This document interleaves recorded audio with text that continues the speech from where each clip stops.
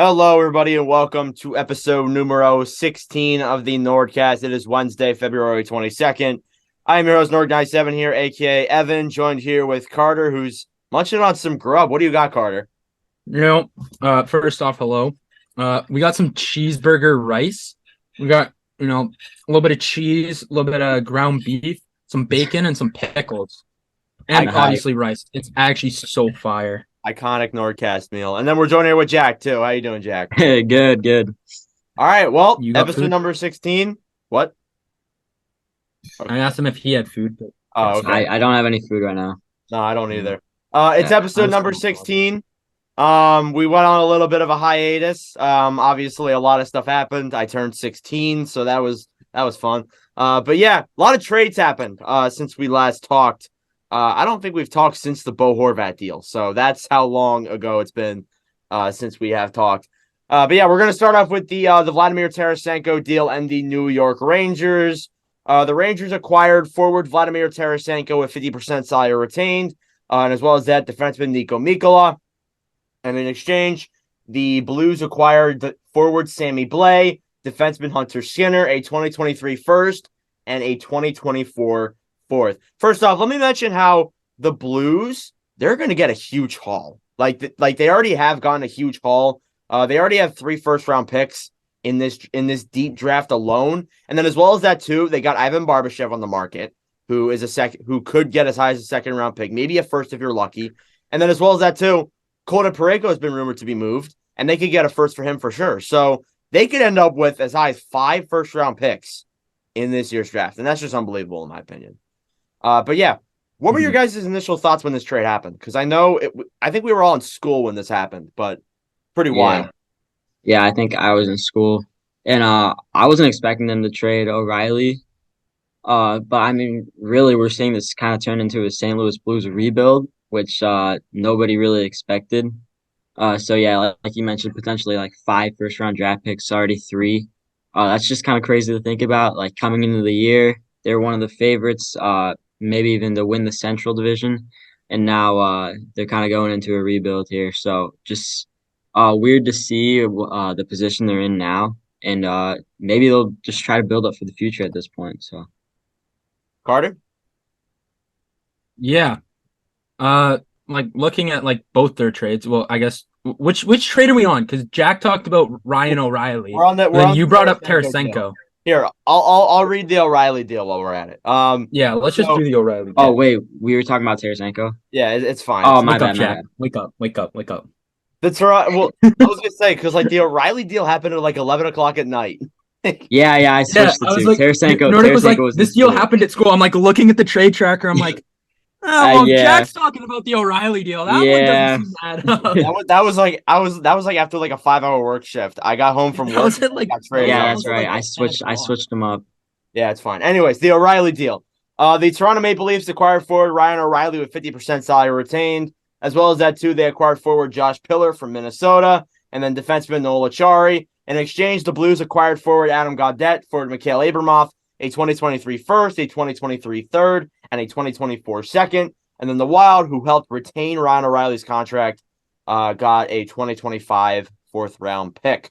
So, yeah, obviously, going back to the Tarasenko deal, we're kind of going all over the place. But going back to the Tarasenko trade, obviously that trade was really good for the Rangers. Absolute steal. Trading him for getting Tarasenko for virtually a bottom 6 forward who actually, I didn't even know this. He didn't even score a goal with the Rangers in like the time period that he was with them since the Buchnevich deal.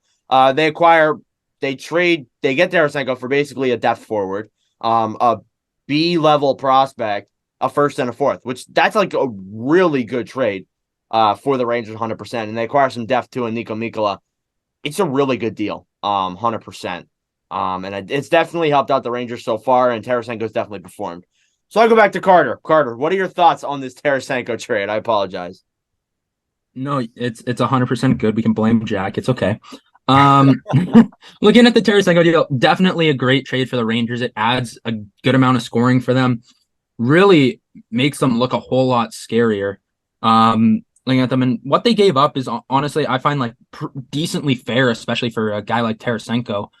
I really like this deal for the New York Rangers, even for the Blues too. Like this is a solid deal. You're getting that first round pick. You're getting Sammy Blast, who's a pretty decent player. He just hasn't really found his game yet, I don't think. I think he can definitely find it with the Blues too. But yeah, definitely, I think a great trade for both sides there. Yeah, yeah, it's a pretty good deal overall. I like it a lot for the Rangers, 100%. Going back to Jack, what are your thoughts on the Tarasenko deal, not the O'Reilly deal? The Tarasenko. Yeah. Yeah, Tarasenko this time. Yeah, like you guys said, I like it for the Blues a lot. Sorry, for the Rangers a lot, and I also like it for the Blues. Like I mentioned earlier, they're kind of going into a rebuild here, so they get a couple good assets there. And then for the Rangers, another top six guy that really knows how to play. And I think he already has some chemistry with Panarin, which is good to see. And you mentioned before we started recording, Kane, Rangers still being in on Kane. And so if they can get Kane, I think this is the top team in the East, to be honest with you. I think that's the team to beat. Yeah, I was just about to bring that up. The Rangers are, as of like an hour ago, before this podcast was even recorded, the Rangers are still reportedly in on Patrick Kane. Which, can you imagine if they make it work? It's going to take a lot, but if they can make it work, imagine a team with Tarasenko, Panarin, Zibanejad, Kane. Oh my God, Adam A lot of star power. Yeah, Fox, like that team could go far. Like Yeah. I'm like that's a scary group. That's a Like- scary looking group. originally, like I think the Rangers could make the Cup Finals, but like if they get Kane, they're for sure they have an even greater chance. 100%. I'd hammer their cup odds. Yeah. I mean, like I've always been against them too, because what happened last year's playoffs, they kind of got, some may argue they cheated their way to the second round or the third round. But this year, if they can get Kane, that's a superstar team. And that's a team that could win championships. 100%. And this would be the year to win it, definitely, because obviously, you have Tarasenko expiring and Mikkola expiring. But really, apart from that, they don't have that many free agents that are off the books. The Rangers really don't this offseason. So this really is the year to win it, and they could honestly get some pretty solid returns, potentially, contract-wise, for some of these players. So, yeah. But anyways, moving on to the Toronto deal. We obviously talked about the O'Reilly trade. On Toronto's end, their center core is so deep now. It's unbelievably deep. You got, what is it, Matthews, first-line center. You got Tavares, second-line center. And then O'Reilly, third-line center. That's not what they're going to do. I saw they moved Tarasenko. They moved Tavares over to the wing. Yeah, Tarasenko's on the Leafs now, guys. But, yeah, like this, O'Reilly's stats in St. Louis aren't good, okay? And there's really not that many St. Louis players that have good stats right now because their team has just been so awful. But he's definitely a really solid playoff player. And I think he had 12 points in 12 playoff games last season with the Blues. So he's definitely a really good playoff player.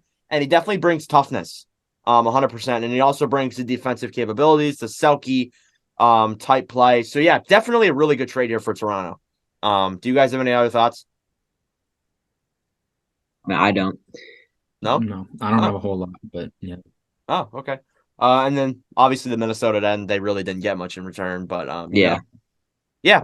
Anyways, now we'll move on to another Rangers trade. It's the Tyler Mott deal. The Rangers acquired forward Tyler Mott from the Ottawa Senators in exchange for forward Julien Gauthier and a 2023 seventh. I don't think this is really that big of a trade. Obviously, Mott was on this team last year.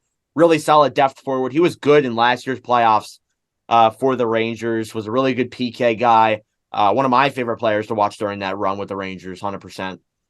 So, yeah, really not that big of a trade. I can't imagine you guys have thoughts on this. Do you guys know who Tyler Mott is? Yeah, I've heard of him. You've heard of him? Yeah, they kind of always just seem to go out and get him. So Yeah, it just makes sense that he's back with the Rangers. It's just one of those like pointless depth trades that we kind of have to talk Yeah. about. Well, it's not pointless, but like, and then there was also two trades that happened a few hours before this podcast is being recorded. The Vegas Golden Knights acquired defenseman Decent Mayo. In exchange, the Coyotes acquired defenseman Shea Weber's LTIR contract. It's not that Weber's going to play on the Coyotes. It's his contract. Then a 2023 fifth-round pick. You got to think that they're making this move and they put Mark Stone on LTIR, you got to think that maybe something else is coming here for Vegas because they put Mark Stone on LTIR. I think they have about $10 million in cap space now. So they do have something to work with. It's a possibility. I haven't seen them interested in anybody, but it's a possibility that they could go out and get somebody like Patrick Kane, for example. I just don't. Kaner. Sorry. What? It's like Kaner. Kaner. Yeah, Kane. Sorry. But like the only issue is though they really don't have that many assets to really move, and then obviously working that cap around. But imagine Kane with Eichel, like that would be crazy. American duo right there. Yeah, and then they can also get like a defenseman too. Chikrin's on the market, obviously. But yeah. Then Chicago and Ottawa made a trade. The final trade we'll talk about here. We'll let Jack talk about his thoughts. He probably has little to no thoughts because Zaitsev's a liability. The Blackhawks acquired the Blackhawks acquired defenseman Nikita Zaitsev and a 2023 second and a 2026 fourth in exchange for future considerations. Obviously, I mean the Blackhawks want to gain draft picks, so that's a pretty good deal for them. But Jack, what do you think about this as a Blackhawks fan? Yeah, I like the draft picks. I think it's more of just a cap dump for Ottawa, if anything. And then we'll probably see Zaitsev get moved at the deadline as well, maybe for a late round pick. So yeah, I like it for the Hawks. And yeah, you gain those draft picks, like you said. That's what you want if you're the Hawks right now. So yeah, I like it. Yeah, that too. That could be also a sign of more to come for the Ottawa Senators because they've been in on Jacob Chikrin. They've been in on Vladislav Gavrikov. They've been in on some other players this year's deadline. Maybe, just maybe. I don't think they'll go on a playoff push or make the playoffs, but it's for sure a possibility. So we'll see. But we'll get into the playoff race later when we talk about this team. Anyways, you guys got anything else about these trades? Nope. All right. No, besides for the Hopefully two more to major come. ones, there's not a whole lot to say. Yeah, really, those other three aren't that big of deals. Yeah. They're still worth mentioning. Moving on to headlines now. There's apparently a Vladislav Gavrikov trade in place. Supposedly, they're holding him out of the lineup. But apparently, the other team must make a move for that trade to happen. And it's been linked that it's the Boston Bruins potentially that's going to get Gavrikov. Because there's been rumors that Craig Smith could be on the move. But really, that's kind of all up in the air right now. That's kind of just speculation. We really don't have too much information on that. And the Bruins are also still in on Jacob Chikrin. So really, it's kind of up in the air right now. So, yeah. Luke Shen is scratched due to trade-related reasons as well. We're seeing a lot of defensemen definitely be on the move this year's deadline. That's obviously a very much needed thing. But yeah, Luke Shen, solid defender for the Canucks. I forget what he holds. I think it's like the most hits by a defenseman is like the record that he holds, or it's not block shots because that's Chris Russell or whatever. But yeah. Anyways, Barzal, and this kills the Islanders. I wish we had Barton around to talk about this, but Barzal is injured. He is out indefinitely with a lower body injury that kills him. Yeah, it really does. And we were talking about how in our previous podcast about how, the Islanders making this Bo Horvat deal, it's definitely a big risk. This really doesn't improve their odds. They are in the second wildcard spot as of right now, but can't really see it. Are they beating the Jets right now, Carter? I was watching that game before we started recording. Oh, I have absolutely no idea. I saw they were up 1-0. They're losing 1-0. Wait, the Islanders, weren't they up 1-0? No, the Jets are losing 2-1 and there's 2-1 with 45 seconds left. It's game over. Oh yeah, the Islanders are about to. They're in the first wild card spot now. My apologies. Yeah, but they are like doing very well. But obviously, there's a lot of teams there that are in the wild card race. Some may even argue like teams as far back as Ottawa are still in the playoff race. So really, it's really competitive right now when it comes to that. But yeah, that's definitely going to kill the Blackhawks 100%. Yeah. Damn it, Blackhawks. I mean, Islanders. Yeah. Sorry. My mind's just everywhere.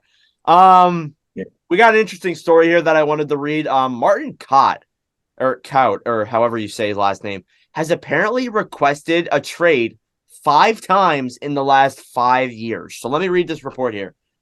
New San Jose Sharks forward Martin Kaut has told the media today before his team debut, he requested a trade from the Avalanche probably 5 times during his time in Colorado. He was a 2018 16th overall pick, and said he found out about the trade from Tomas Hertl, who called him before either GM when the deal was made. So that's kind of interesting. But yeah, like, he hasn't really panned out to the level that he was going to be. So like, I really don't. I mean, like, is it his fault that he requested a trade 5 times and the Avalanche just didn't trade him? Is it his fault? I don't think so. I mean, No. be better at hockey. I don't want to be one of those people, but like, be better at hockey. I mean, like, that's kind of honestly like how it goes, really. But yeah. And then one last piece of news here. There really isn't too much headlines, unless if we go into like rumors. Jonathan Toews is reportedly staying with the Chicago Blackhawks, and will not be traded. Now, this is not a guarantee that he's going to stay with the team after free agency. He could still very well get dealt, but definitely he's not going to get dealt during the trade deadline. Toews was dealing with like COVID-19 symptoms, and he's been in and out of the lineup. So obviously, if you wanted to trade him, you really wouldn't get a return back for him anyways. So that's kind of how I look at it. But yeah, Jack, what do you think about that? Yeah, Taves obviously had the chronic illness back in 2020, 2021. Yeah, that's And right. yeah, so I think it's just a lasting effect. Obviously, it hasn't been the same. The point production was there at the beginning of the year, and then it really died down since. And yeah, just the COVID effects have put him out since late January, I think it's been. So yeah, it sucks to see. And yeah, obviously he was probably gonna get traded if it wasn't for this. So yeah, now he's gonna stay. We get to keep our captain. That's a good thing, I guess. Yeah, I'll probably leave in free agency or retire. I think retirement is probably his main option right now. So Yeah, there wasn't much interest around him anyways, though. So like, yeah, I really couldn't see that big of a trade. The only team that I've seen maybe is actually either the Seattle Kraken or the Winnipeg Jets. yeah, I saw Jets for sure. But I think I think Carter has talked, because Carter's a Jets fan, obviously. He's talked multiple times on the podcast about how that would not be a very good move for Winnipeg. So yeah. That's it for headlines. Excuse me. Have a brutal cough, and my throat has been very mean to me today. Moving on to trending players. David Pastrnak has reached the 40-goal plateau. This is the 3rd time in his career. Now, I think we've talked about this before in like an over-under, but do you guys think that Pastrnak could get 60 goals? How many games are left in the season? Let me take a look. Let me check. I'll check. Give me 1 second. Because yeah, The Bruins have played 56, so there's 26 games left if my math is correct. yeah, For the so Bruins, at least. hold on. They played 56. Definitely. It's possible. I'll take the over. You'll take the He's over. got 41 currently. Yeah, 41. If he pops off, if he plays absolutely insane for these last couple of games, yeah, for sure he can get 60. He's not. I think he actually has. He might have more goals than McDavid now, or just as many. I could be wrong on that statement, though. Does he? I have no idea, but I just did the math. And he is on pace for exactly 60. I know we hate the whole on pace thing, but he's currently, if he plays how he has, he's on pace. Yeah, and here come the Sorry. Pastrnak over Matthews arguments. It's gonna be fun. Oh yeah. Connor McDavid additionally made some headlines as trending players. He has 100 points in 56 games played. The crazy thing is that like he's done this before. Like that's insane. Like the fact that he's done it before in less games too is unreal. Simply. And then he's also reached 800 career points, the 5th fastest player to do that. Insane. He could go down as one of the best. He already is one of the best. He could go down as like insane, especially like if he keeps pushing towards that point total. But yeah, one last trending player here. Carter, you got something to say? No, but I'm just gonna say, thankfully, I wasn't talking because you guys both froze. So Oh yeah, the Wi-Fi, I saw your Wi-Fi was really bugging. So yeah, we should probably say that in advance. Carter's Wi-Fi has not been good to him today. Anyways, No. now, the final trending player I have is Jacob Markstrom, and it isn't for a good reason why he's trending. He's played 12 games this season. That kind of shocks me. I thought he played more, but in 3 out of 12 games this season, Jacob Markstrom has only 3 games with a .900 save percentage and higher. That is absolutely brutal, especially for a player who played incredible last season. That's brutal. Yeah. So yeah, that really he hasn't played 12 games. I drafted him in fantasy too. He's played 38 games, so I might have that number wrong, but he's only had 3 games with a .900, which is crazy. That's horrible. So yeah, that definitely goes to show why the Flames haven't been very good this season. Yeah, that's probably the main reason too. Yeah. So those are your trending players. We're gonna move on to game of the week now, where I'm gonna let Carter take it away. Well, honestly, when I was looking at this, there wasn't a whole lot of games that really like stood out to me as like this is a game that I'm gonna go right out of my way and watch. There's a couple like decent games this week. The one game that I would probably watch is February 26th at 6 Central, so 7 Eastern. We got the Toronto Maple Leafs taking on the Seattle Kraken. They are about 8 points in difference in the standings. Both teams have been pretty solid as of late. So definitely, if I was going out of my way to watch a game, it'd be probably this one this week. Yeah, then obviously Toronto acquiring Ryan O'Reilly too. I also forgot to mention, in the game against Buffalo, I should have added this into trending players, but O'Reilly scored his first goal and his first hat trick with the Toronto Maple Leafs against the Buffalo Sabres. So yeah, I forgot to mention that. That just came up into my head. But yeah, we're gonna take a little break here real quick, and then we will get back to finish up this pod. Okay, everyone, welcome back. So we're gonna talk about the Washington Capitals. They are a team that really is kind of just out there.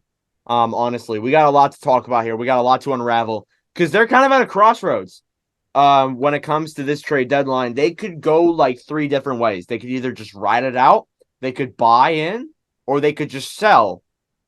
It's definitely a possibility.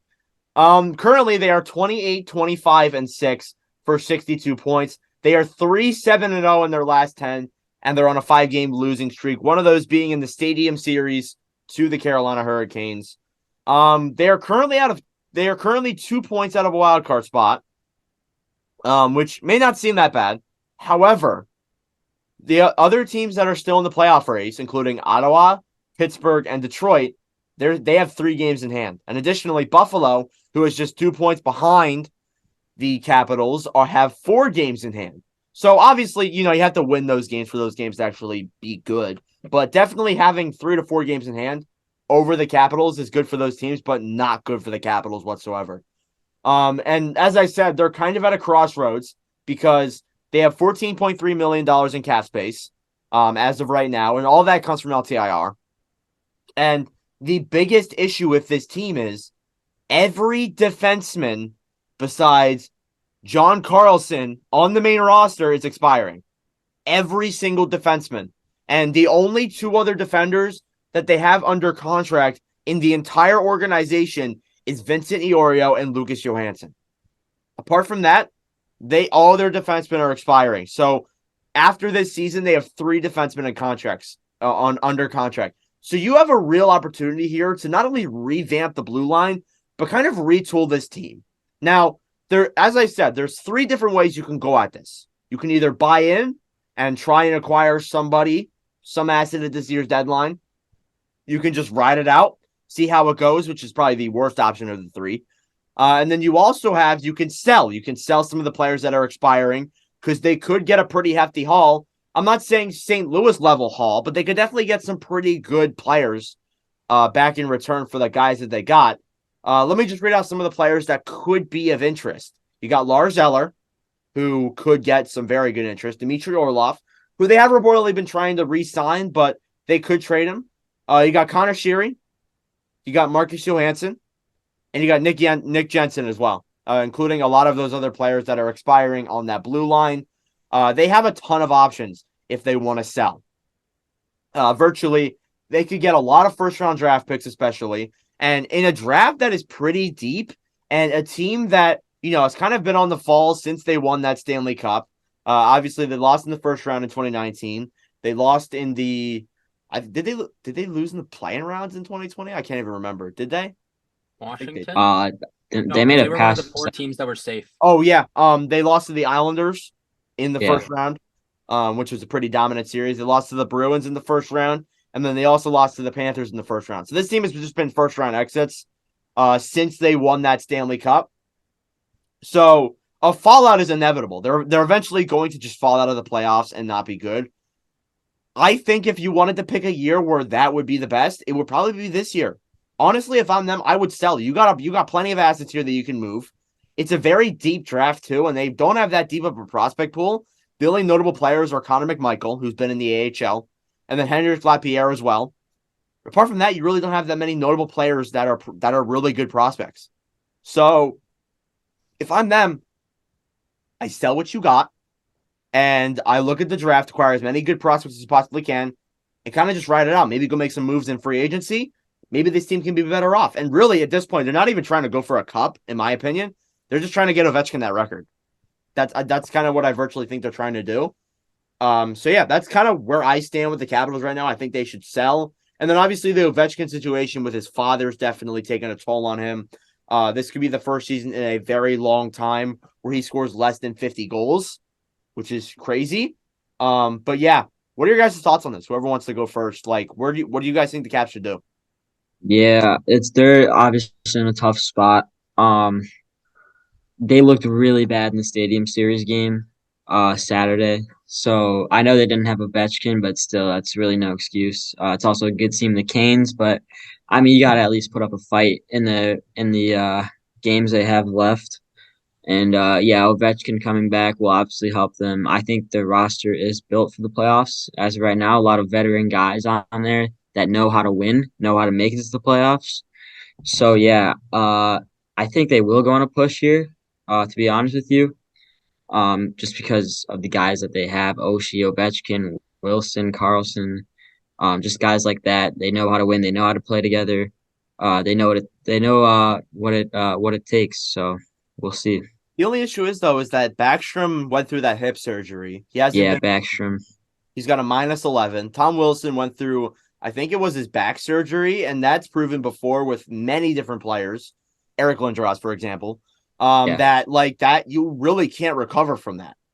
He's not going to be the same player. He can play in the NHL, but he's not the same grit enforcer type player that we've seen before. And then TJ Oshie too just hasn't been good.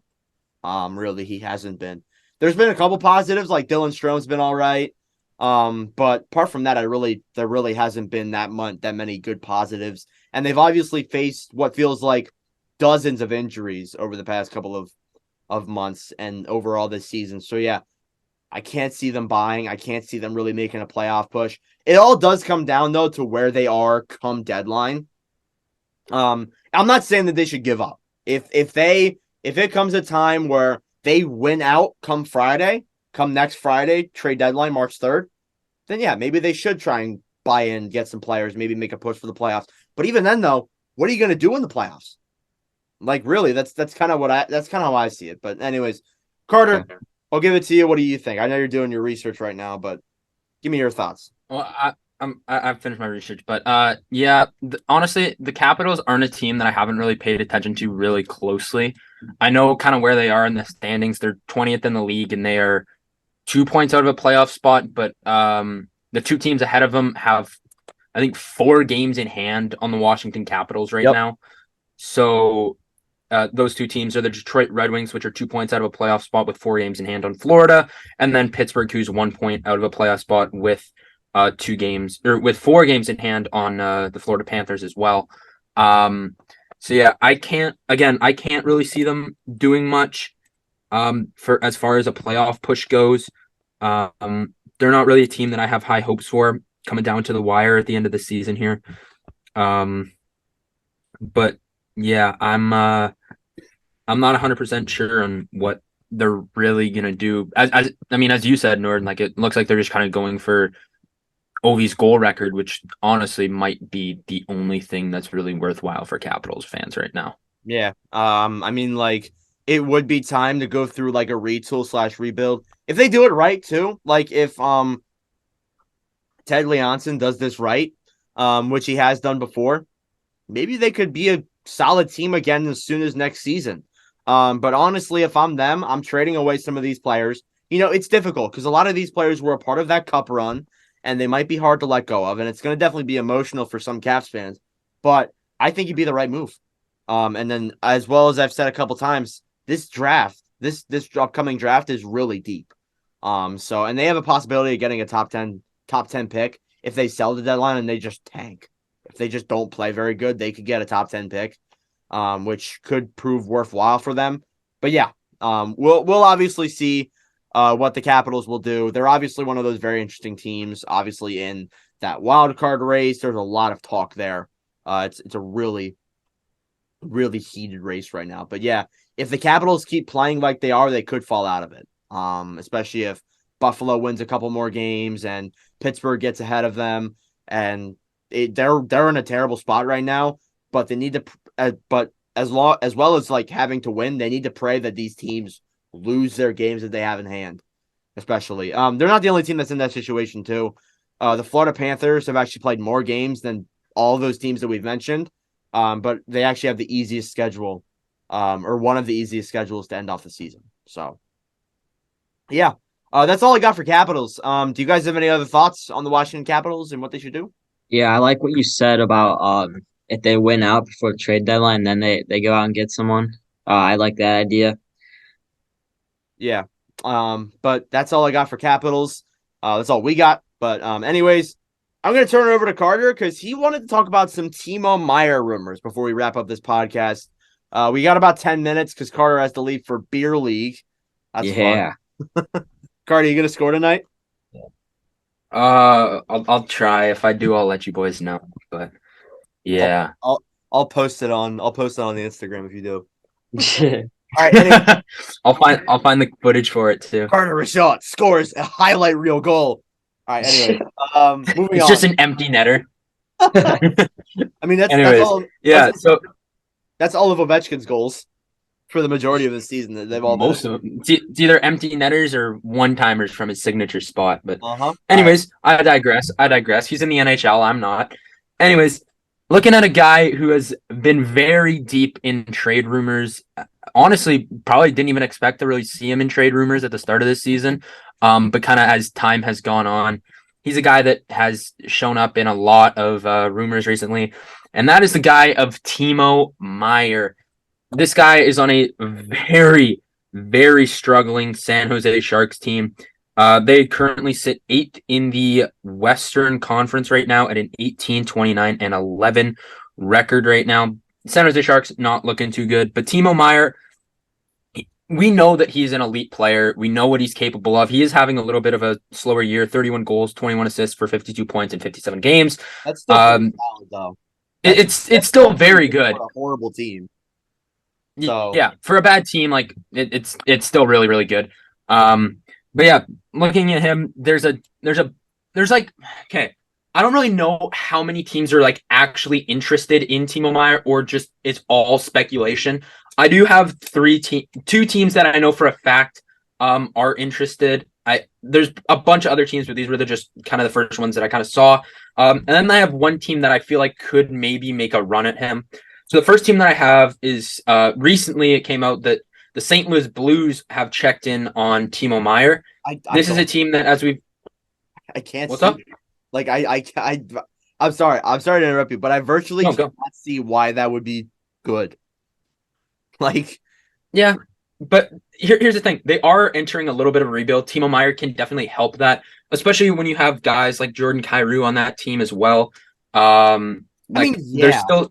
But do you think Meier would want to go from a rebuilding team to a rebuilding team? Like, I can't. Here's the thing: St. Louis is a little bit further ahead in my eyes in a rebuild than the San Jose Sharks are in my eyes. So maybe that's it. I don't think he actually does want to go, but at the end of the day, it's not really his choice. No, really isn't. Again, he's a restricted free agent. He has really no say in where he goes because he's not on any no trade clause or anything like that. Again, he can maybe try and pivot his way to where he wants to go and say, hey, I want to go here or whatever. But at the end of the day, he doesn't really have much of a say. So St. Louis is a team that has definitely checked in on Timo Meier. Not a team that I would really want to see him go to, but definitely a team that has checked in. The Winnipeg Jets.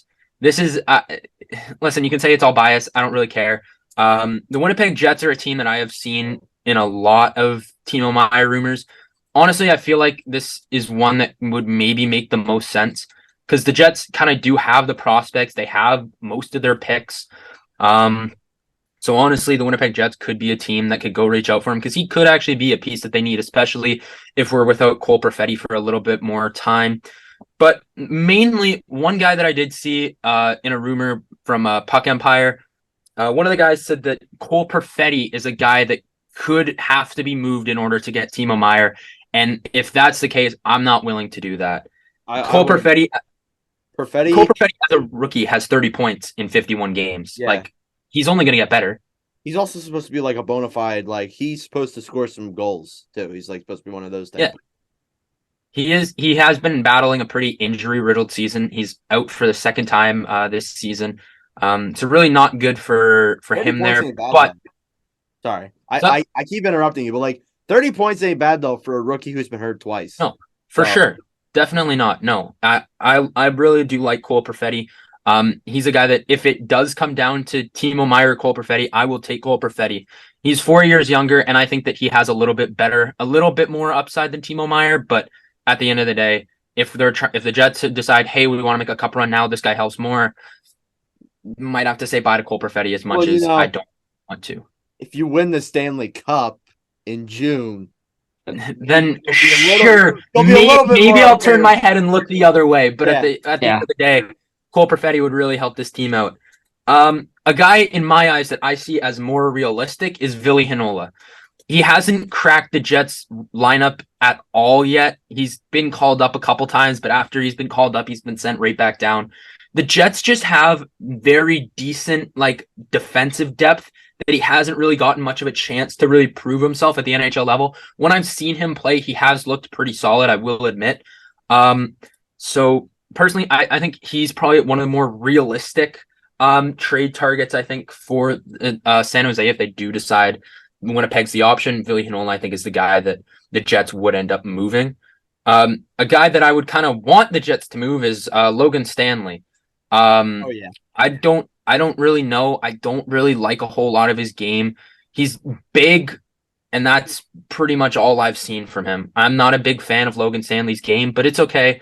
So if he is a guy, he has been pretty injury riddled this season, which does kind of suck. He is back though. I'm like 90% sure he's back, unless he got hurt again. But yeah, Logan Stanley is probably the guy that I would prefer the Jets to move out of everyone, but I think he's not really going to be getting moved. And then the last team, this is a team that I could honestly see making a push for him, and that is the Buffalo Sabres. Yeah, I agree. I think I brought that I could up. see Buffalo doing this. Could you imagine that Buffalo roster with Timo Meyer? Oh my God. I want Buffalo to make the playoffs. Like, I do. 100%. I know the odds aren't very good because there's a couple other teams that are in the race, but like I want to see Buffalo make it, man. Like, They do have a lot of games in hand though. They're 4 points out and they have 5 games in hand on Florida. So even then though, like they would probably play like Boston if they were like second wild card, but I still think that would be a fun series to watch. Oh, 100%. Buffalo has been such a fun team to watch this season. They're so young, so talented, and they have like a lot of very good players on that team. So there's no pressure on them. Not to mention, there's no pressure. They're prospects too. Oh yeah. Yeah, no, not at all. Because no one expected them to make it. We didn't have Buffalo ranked that high at all. We had them probably 7th or 8th in their division. Yeah, I think all we all had them like either 7th or I think one of us had them 6th. But we had them bottom 6 for sure. Yeah, and look at this team. They have a chance at the playoffs. And they still, not to mention, most of their guys are all young. Most of them are on great contracts, and not to mention, they still have prospects. Devin Levi just led his team. Their goaltending prospect just led his team to win the Beanpot. He's probably one of the best goalies, maybe not the best, but one of the best goalies in college hockey right now. Buffalo's going to be a scary team in a couple years, boys. Yeah. If they get Timo Meyer, oh my gosh, look out for this team because they are going to be very scary. 100%. To wrap up what you said, there's been a couple of the teams that I've seen interested. The Devils have definitely touched base on Meyer, as well as that too. Like the only issue is with that team is that they would probably have to make an extension. Like they would have to put an extension in place before they acquire Meyer, which really I don't see that being that good of a move because the Devils have a lot of free agents this coming offseason. So they're definitely gonna have to make some cap moves. to make it work. Meyer would be a good move, obviously, but I'm not sure if I'm them. And then as well as that, the Carolina Hurricanes too have expressed interest. But I also can't really see that either. They would be okay without an extension though, but they also see him being a long-term player. So yeah, you have anything else, Carter? No, I don't have anything. Jack, have you seen any rumors? Are your Blackhawks in on the Timo Meyer sweepstakes? No, not at all. They're not in on anyone. Yeah, Jack, me and Carter kind of took over for that. Oh yeah, it's okay. It's okay. We'll give you the spotlight next podcast. But yeah, Carter's got to get Jack, to. you just want to talk about the Blackhawks for 20 minutes? I mean, I could, but we'll give him some time to talk in the next pod because we're gonna do like a trade deadline preview. Kane might be gone by then, so yeah, probably potentially. So yeah. Anyways, Carter, good luck tonight on your beer league game. Hopefully, yeah, Carter, go get him. But yeah, anyways, thank you you. all for listening or watching on this podcast. Make sure to let me know your thoughts in the comments below. If you are listening to us, please give us a good review. If you're watching, subscribe, comment, like. You know the jizz. Chad, you know the gist. Yeah. You know the drill. The drill, yeah. I'm not good with words. But yeah, anyways, thank y'all for listening, and we will see you guys in the next podcast. Adios.